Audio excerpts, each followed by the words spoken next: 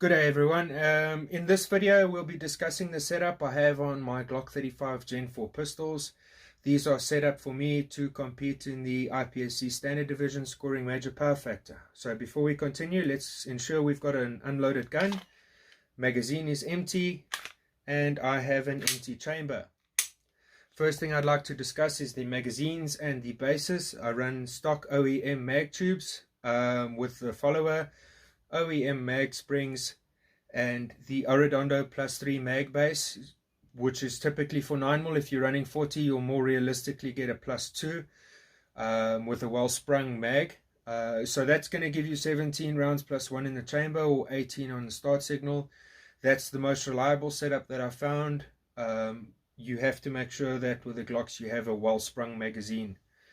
Moving on, I've run the Tony Systems Magwell for quite some time. I'm very happy with them. They're affordable, they're easily obtainable in South Africa, and I'm very impressed with how well they handle things and how well they actually fit onto the grip of the Glock. It's almost a seamless fit here on the bottom. It doesn't seem to get in the way or cause any issues with your grip. I really like them. I'll continue running them. They don't add any significant weight to the gun. Even the plug in the frame is aluminium, so they don't add any weight to the gun, but they do fit really well. December 2019, I was having some grip issues in terms of grip enhancer and battling to get grip tape to stick to the gun reliably or for a longer period of a week.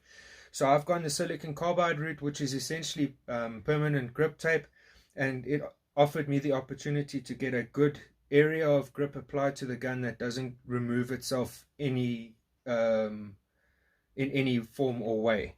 It's given me good coverage across all areas of the grip where I apply my grip forces. And I've also relieved certain areas, like here, up high on the beaver tail on the back strap, and just underneath the trigger guard here for when I reference my middle finger.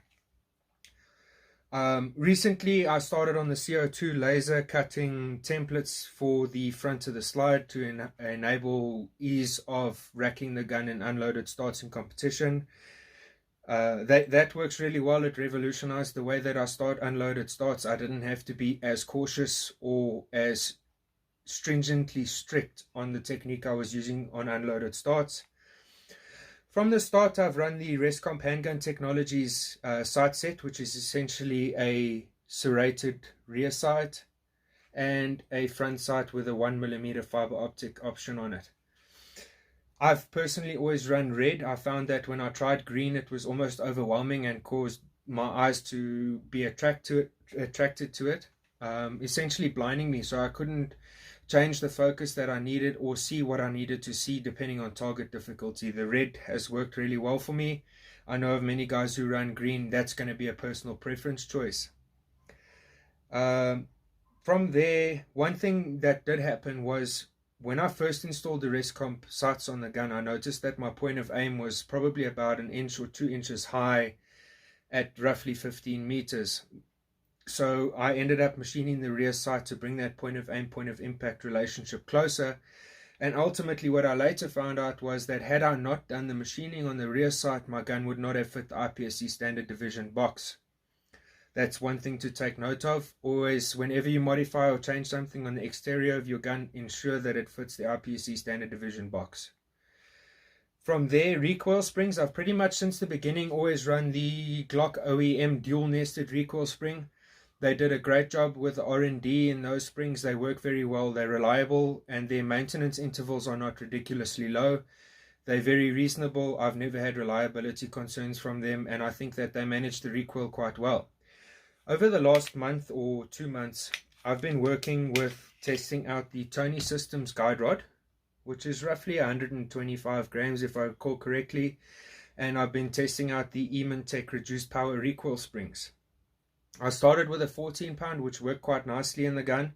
I tried a 13, but I felt the slide velocity went up a little bit too high and the gun was probably slamming itself a bit hard and would probably show some signs of metal fatigue or potential damage to the frame in a shorter period of time or lower round count. At the moment, I'm trying the 15-pound recoil spring from Tech. I'm quite happy with it. I'm going to continue testing it and doing some proper video analysis on it between these springs and the OEM springs. At this point in time, I'm not quite 100% convinced that it's going to give me any significant performance gain, and I don't think the risk is going to outweigh that gain. But we'll see what the videos say. Maybe there is something that I haven't noticed or felt yet. So from there, that's basically all I wanted to discuss on the Glock in this video. We'll cover the trigger in quite a bit of detail in the next video. So I hope this helped you guys. If you have any questions or queries, please feel free to pop me a message. I will answer it to the best of my abilities. Other than that, stay safe, and we'll see you guys on the range soon. Thanks a lot.